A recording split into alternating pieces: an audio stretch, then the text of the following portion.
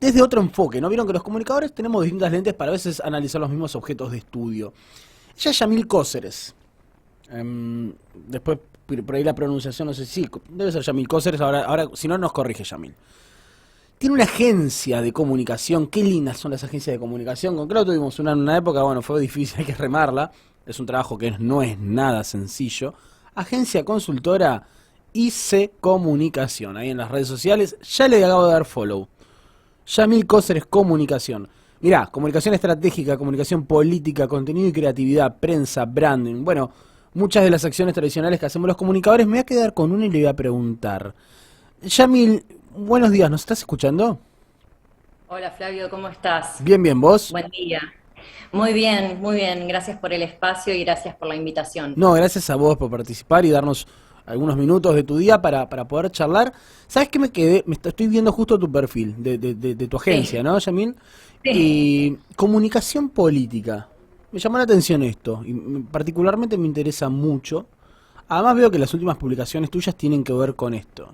¿Qué es esto de la comunicación política? Y antes de hablar quizás de la realidad o pedirte algún análisis, ¿qué haces vos como consultora o qué hace tu agencia en relación con este punto al menos de la comunicación política? Bueno, la comunicación política nosotros la entendemos como el espacio, digamos, de debate, intercambio Sí, entre la ciudadanía y los políticos. Entonces, la comunicación política lo que hace o intenta hacer es acercar, digamos, las demandas del ciudadano hacia los políticos y al mismo tiempo acercar la gestión y las políticas públicas hacia las demandas de los ciudadanos, digamos, hacia lo que los ciudadanos esperan, digamos, desde la política. Un poco ese es el trabajo que entiendo. hacemos desde la consultoría, ¿no? O sea, después tenemos diferentes aristas y se Claro. utilizan diferentes herramientas, pero un poco es como este intercambio donde también actúan, bueno, un actor importante para nosotros que son los medios de comunicación.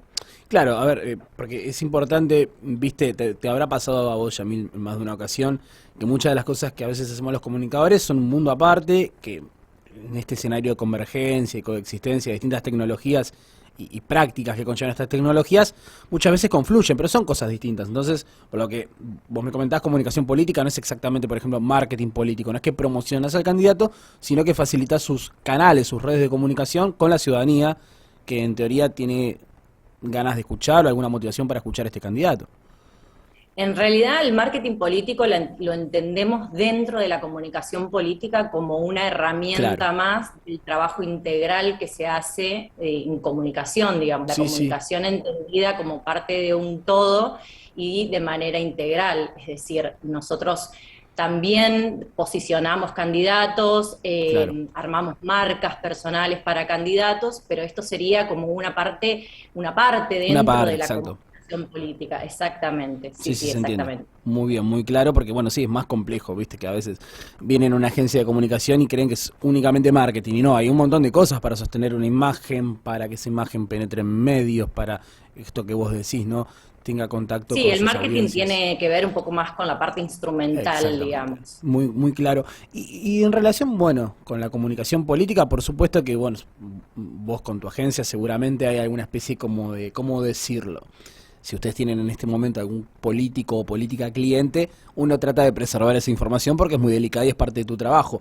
Pero me Sí. imagino que estás trabajando seguramente con gente que sea parte, en mayor o menor medida, de este panorama electoral que se abre este día domingo. Así en general, sin hablar específicamente quizás de tus clientes, pero ¿cómo ves la comunicación política entre los principales, quizás las principales caras visibles y la ciudadanía de cara a estas elecciones? Y si podés hablar de algún caso de algún cliente en particular sin nombrarlo, también sería interesante. Bueno, mira, esta situación de esta elección en particular Sí, es bastante particular porque venimos de un contexto muy difícil, que es el contexto pospandemia, claro. por llamarlo de alguna manera, aunque todavía esto no se terminó, entonces como que las variables fueron cambiando y las estrategias también fueron cambiando de cara a estas elecciones. Sí, sí, sí. Nosotros pensábamos que esta elección iba a ser más bien digital, digamos, con una impronta muy fuerte en lo digital, que si bien, digamos, es una parte importante, dentro de lo que fue la campaña electoral, el territorio no dejó de existir, digamos, y Claro, no, digamos, no quedó relegado por sobre lo digital, ¿no? claro, sí, O sí. sea, en los últimos 10 años el territorio digital cobró mucha fuerza. Hay algunos partidos que supieron aprovecharse muy bien, digamos, de ese territorio para hacer campañas. Bueno, en el 2015 tuvimos el caso de Cambiemos, Sí. digamos, donde quizás el territorio digital fue aprovechado de una manera Ujú. más exitosa, si se quiere decir, y de una manera quizás un poquito más con una impronta de profesionalización que quizás el Frente de Todos o el kirchnerismo o el peronismo, como quieran llamarlo, no supo aprovechar. Y bueno, y pensábamos que estas elecciones iban a tener como esa impronta, ¿no? Como que el Sí, territorio iba a quedar un poquito, y la política tradicional iba a quedar un poquito relegada para focalizarnos solamente en lo digital. Lo que pasó fue que, nada, los partidos políticos se dan cuenta de que lo digital por sí solo no claro. funciona, digamos, no hace el anclaje, digamos, con la ciudadanía por su cuenta, por sí solo, y que sí o sí necesitan, digamos, también de la pata territorial, ¿no? O sea, Sí, como sí, que la sí. gestión y como la comunicación del cara a cara necesita estar necesita haber como un equilibrio tanto en lo territorial como en lo digital. Lo que trajo la pandemia en algún punto fue que algunos espacios, digamos, de intercambio, digamos, donde se daban debates políticos, bueno, no estuvieron vigentes, entonces Claro. quizás tuvimos que pasar, digamos, esos espacios que antes los teníamos en la presencialidad hacia la virtualidad. Y bueno, y ahora se está volviendo de a poquito, viste, un poco a tener un poco más el cara a cara, la presencia del cuerpo a cuerpo, y estas elecciones en particular son bastante raras, fueron bastante Sí, raras. extrañas. Sobre todo, bueno, en muchos aspectos fueron extrañas, desde lo que es el formato, la cuestión pospandémica, como vos bien comentabas. Pero hay una pregunta que a nosotros los que por ahí venimos de la comunicación siempre eh, nos hace un poquito de ruido y quizás vos que te dedicas a la comunicación política em, puedas esclarecer un poquito este aspecto, que es el siguiente, en un escenario de convergencia. em, Hay ciertos espacios como el debate televisivo en el canal de noticias tradicional, por así decirlo, que son tan exitosos o tan favorables para los candidatos como antes, o estos espacios podrían comenzar a ser desplazados por otras formas dentro de la comunicación digital, virtual. Sabemos que hay nuevas plataformas, nuevas tecnologías que permanentemente además se actualizan, ¿no? De una elección para la otra cambia mucho el escenario de convergencia de medios. Más allá de lo raro que es, y se entiende muy bien esta relación que vos haces entre la realidad territorial y la realidad en redes o en medios, dentro de lo que es la realidad en redes y medios, ¿no? ¿Ves un cambio en las reglas de juego, en las tecnologías que tengan que salir a modificar algunas prácticas de la publicidad o de la comunicación política, no te digo de hace 10 años, de hace 2 o hace 4? Sí, sin duda, sin duda. La monopolización de la información que antes tenía quizás la televisión y bueno, los grandes grupos hegemónicos Ujú. eh, no dejaron de existir, pero ya no tienen quizás la absoluta monopolización porque obviamente entraron en juego las redes sociales, ¿no? Y las redes sociales presentan o tienen una característica muy particular y es que todos nosotros, vos, yo y todos los que tenemos un celular en la mano podemos brindar información y podemos tener una participación activa, digamos. Es como Sí, que vivimos en una sociedad que vivimos en las redes y esto no es menor para lo que respecta al trabajo en comunicación política y en la praxis política, digamos, diaria. O sea, todo está pensado en función de las redes sociales también. sí. Entonces, yo no digo, no creo que los grandes medios tiendan a desaparecer, sino más bien tienden a transformarse y a readaptar sus plataformas, digamos, a estos nuevos sistemas. Sí. Es decir, la televisión digital, la televisión analógica se transforma en televisión digital. Bueno, hay muchos canales de YouTube, muchas redes sociales que hacen, por ejemplo, ejemplo, IGTV en vivo, que hacen, Sí, no sí, sí, sé, claro. viste, por Twitter, Se entiende, o sí, sí, sí, sí. sea, los Lo muy grandes presente. medios y los grandes canales readaptan esas plataformas a estas nuevas posibilidades porque entendieron que también hay un público ahí, hay un nicho ahí bueno, que está constantemente navegando por las redes y participando, ¿no? Es una participación completamente activa por parte de la ciudadanía. Ya decía hace algunos largos años Marshall McLuhan, el medio es el mensaje. Y esto me abre una interrogante sobre algo que estuve viendo mucho en redes por estos días, que es que muchos políticos, políticas, y esto bien es tu objeto de trabajo, ¿no? Por tener que llegar a Instagram, a TikTok, a Twitch, etcétera, etcétera, también modificaron de alguna forma, no sé si su discurso, porque pues van, no sé, a un canal de televisión tradicional y debaten, digo, pero se los vio armando historias, usando filtros. Hay un laburo muy piola, que no está mal decirlo porque es un buen laburo y hay que reconocérselo, que lo hace Infobae, que por estos días lleva a los candidatos, ¿viste? Los hace decir si algo es cringe o buenardo. Digo, ese discurso, esa narrativa de centennial, de chicos de menos de 25 años. ¿Cómo lo ves esto? ¿Lo ves como algo que era necesario? En algunos casos por ahí se ve exagerado o no. Vos como consultora, ¿se lo recomendarías quizás al candidato que llegue a consultarte a vos? Mira, yo como, como consultora en principio lo que les aconsejo es tener políticas públicas concretas y soluciones concretas a las necesidades de los ciudadanos, Sí, ¿no? como O consultor y sea, como ciudadano, que es clave eso, sí. claro, claro, me Partamos de ahí, eso parece está que bueno. eso es fundamental, esa es Sí, como sí, la base, ¿no? O sea, después el canal a través del cual, o el instrumento a través del cual nosotros difundamos, digamos, nuestras políticas públicas es completamente, digamos, estratégico, o sea, se piensa en función de cuáles son nuestros destinatarios y cuál es el mensaje que queremos dar. O sea, claro, primero, digamos, la comunicación está compuesta por dos patas, ¿no? Por un lado, la estrategia política y por otro lado, la estrategia en comunicación. claro, O sea, vos tenés que tener políticas públicas concretas, después hacer búsquedas de consensos, alianzas estratégicas y después, obviamente, un trabajo fuerte en territorio y en nuevas tecnologías. Y dentro de las nuevas tecnologías tenemos diferentes canales.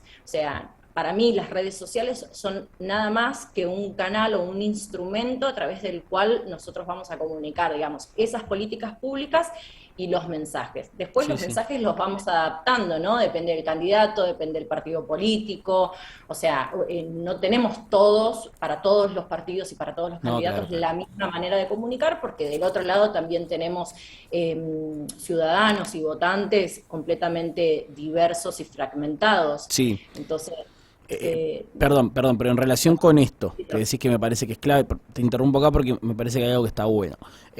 Sabemos que a la hora de trazar una estrategia, algún tipo de planificación comunicacional, en este caso comunicación política para un candidato, candidata, organismo público, lo que fuera, eh, esto exige previamente un análisis sí, de, más allá de lo que uno quiere comunicar, también quién está del otro lado, a quién se lo quiero comunicar, de audiencias, bueno, viste que adquiere muchas audiencias, ya me suena a viejo, si se quiere, ¿no? sí. Y hay algo ahí, de lo que ahora se habla mucho, que cuando vos me hablabas del 2015 y cómo Cambiemos interpretó, me parece un poco mejor que otras fuerzas, esto de la comunicación digital, aparece lo del Big Data, ¿no? Lo de Sí. relevar, lo de consultar previamente, antes de lanzar un mensaje político, a quién quiero llegar, por dónde, cómo. Em, Vos trabajás con esto, lo que es Big Data, ¿cómo lo ves como herramienta hoy dentro de la comunicación política, ¿no? Esto de los relevamientos de grandes cantidades de información.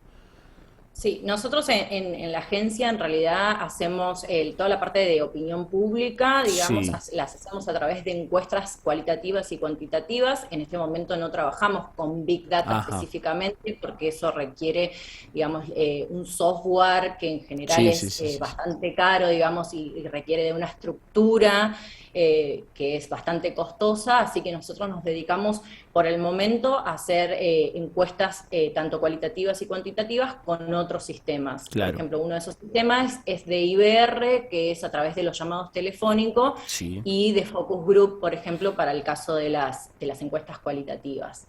sí, sí, sí, sí. Por ahí para la gente que no conoce lo que es la Big Data, está bueno aclarar o definir qué es la Big Data, y es como esta sumatoria y esta inalcanzable base de datos que se generan a partir de un software que recolecta todas aquellas acciones que nosotros hacemos a través de las redes sociales y las distintas aplicaciones que existen hoy en Internet, ¿no? Que permiten, por Sí, un lado, analizar grandes volúmenes de información, detectar las demandas particulares y generales, digamos, de la sociedad y de los usuarios que estamos hoy en día conectados, que en general somos en Argentina en un 98%, digamos, estamos todos conectados, si bien hay lugares que todavía, tienen el problema de falta de conectividad. El 98% casi de los argentinos contamos con un sí, celular, y nos permite también segmentar audiencias. Eso claro. es básicamente lo que hace la Big Data. Les recomiendo, por si no lo vieron, el documental de Netflix que se llama Nada es privado, que trata el tema Sí, del caso de Cambridge sí, Analytics, sí, sí, sí. donde, explica un poco cómo esta consultora, digamos, hizo uso de datos privados, Claro. sin Hizo consultar, ruido eso, obviamente, ¿no? hizo mucho ruido en su Exactamente. momento. Sí, sí, Para la sí, sí. elección donde salió ganador Trump, y donde la Argentina en algún punto está vinculada, digamos, con ese caso, con la elección del 2015. Claro. Está muy bueno ese documental, así que si quieren entender un poco más de qué se trata la Big Data y cómo se hace esa utilización de datos para manipular en algún punto la orientación del voto, miren ese documental que está muy bueno. Está muy bueno lo que planteas y además, mira, uno trata siempre en una entrevista de mantener ciertos márgenes de seriedad y no, a mí no me gusta hacer futurología y tampoco me gusta incitar al entrevistado o entrevistada a que haga futurología, pero tratándose de las elecciones podemos hacer un poquito, algún tipo de excepción. Y te quiero preguntar, por ahí por tu trabajo, por lo que vos vengas trabajando, insisto, más allá de con quién, lo que fuera, ¿qué panorama ves de cara al domingo, elecciones? Particularmente por esta radio, no es mi caso, porque yo ya soy un señor de 30 años peleando contra la edad, pero a la tarde, viste que esta radio tiene influencers y chicos y chicas más jóvenes, y como que por ahí la audiencia, quienes después ven nuestros videos en YouTube y en redes, son más sub-25, ¿no? Como ves, por ejemplo, el tema del voto joven, en relación también con que muchos van a votar por primera vez. Mira, ese nicho de votantes nosotros lo tomamos como la generación Z, ¿no? Lo que conocemos como generación Z, es del voto más o menos desde los 16 años a los 25 años, 24 o Sí, 25 años. Es un sector de la sociedad que se viene escuchando bastante, ¿no? Que está bastante desencantado con la política, sobre todo, viste sí. que tienen mucha bronca, que hay bastante incertidumbre sobre el futuro. Muchos de los jóvenes están eligiendo irse del país, como ya ha pasado en otro momento en la Argentina. Sí, Y esto yo creo que se va a ver un poco reflejado, no sé si tanto en estas PASO, quizás más en la elección de noviembre, ya de cara a las próximas claro, sí, sí. elecciones. Sí, sí, sobre todo, sí. Eh, pero hay datos que se están arrojando de algunas consultoras y encuestadoras que estuvieron trabajando muy fuerte con este tema del voto joven, donde los jóvenes de 16 a 30 años más o menos expresaron, por un lado, en un 25% más o menos, que votarían al gobierno nacional, Sí, y en un 29% aproximadamente que votarían a la oposición. Esa oposición estaría fragmentada, digamos, entre todos los partidos que son hoy oposición al gobierno entre nacional, o sea, todos. Sí, entre todos. Pero el dato más importante es que hay un 44% de sí. jóvenes de 16 a 30 años que todavía no saben a quién van a Claro. votar. Y ese es el dato más alarmante Sí, para sí, sí, mí sí. hoy en día, ¿no? Que hay mucho desconocimiento de las plataformas y de las propuestas electorales y que también hay un desencanto y un desinterés por la política en general.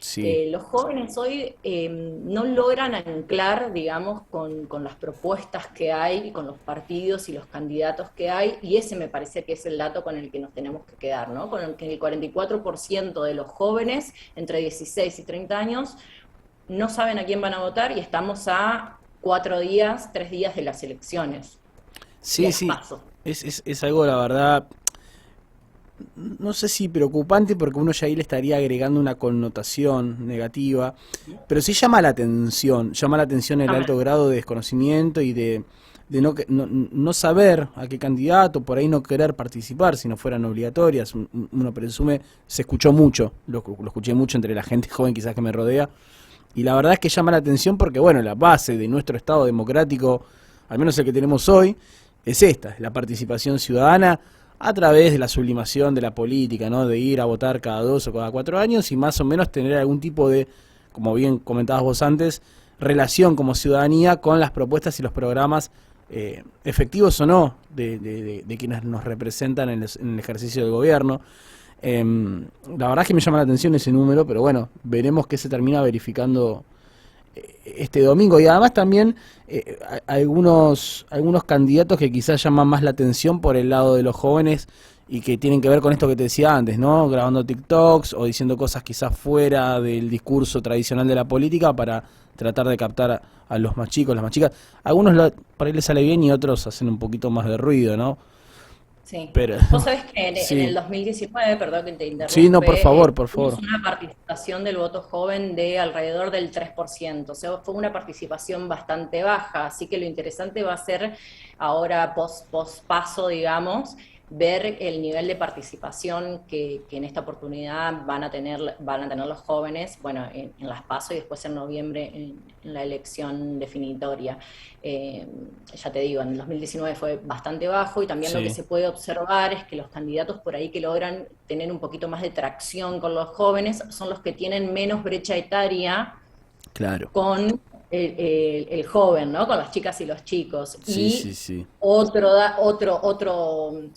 otro sector que también logra como impactar y captar bastante el voto joven, o al menos parecería ser, porque bueno, todavía no fueron las pasos, es el tema de los candidatos que son outsider, ¿no? Como Eso, el caso de Milei, por eh, ejemplo, eh, que es un caso interesante. Eso justamente como un poco quería introducir y qué bueno que lo hayas dicho vos, porque sí, me parece que es lo que se viene verificando, estos outsiders, que a veces uno también tiene que ejercer la tarea de advertir que en muchos casos se manifiestan, si siquiera hasta desde lo estético como outsiders, pero bueno, que son parte de programas y políticas públicas, en algunos casos muy claras y que tienen que ver con la política más tradicional, no es que van a ir al Congreso a jugar, sino que también tienen propuestas que pueden ser beneficiosas o no para quienes los voten.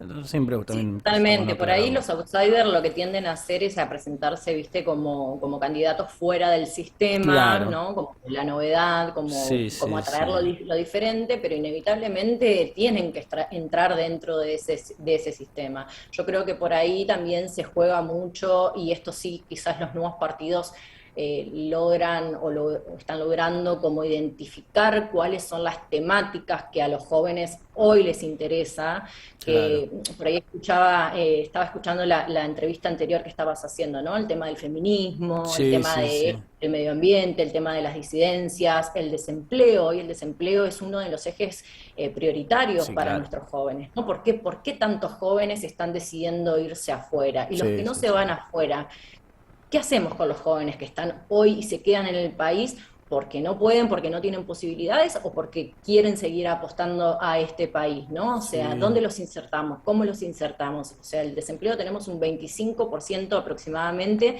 de desempleo de jóvenes entre 18 y 24 años. Sí, por Es un número supuesto. bastante Sí, alto. altísimo.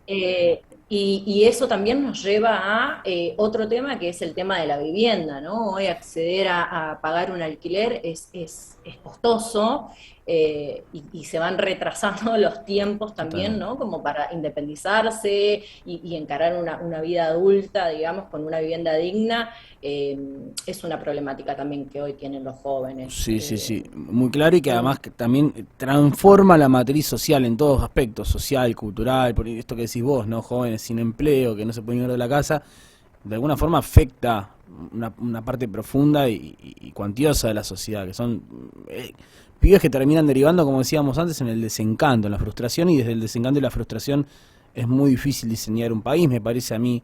Pero bueno, esto es una apreciación muy personal. Yamil, nos comimos 20 minutos, por mi culpa, del programa no, siguiente que tenía que arrancar a las 12, pero es que está tan interesante la conversación que la verdad es que no quería cortar para nada. C Comunicación, Yamil Cóceres en Instagram, ya te estoy siguiendo. Ahí veo que buenísimo. está el post de nuestra compañera, Caro Dávila, que estuvo charlando con nosotros hace poquito. Genia también ella desde las ciencias políticas, analizando algunas de estas variables. Yamil, agradecerte por tu tiempo, saludarte y bueno, y cuando quieras contás con este espacio para seguir analizando la realidad. Gracias a vos, Flavio, y bueno, cuando quieran y gusten, acá estaré. Muchas gracias, un beso grande. Cortamos, Un beso. productor, rápidamente porque tenemos a Agus Espósito y Carmen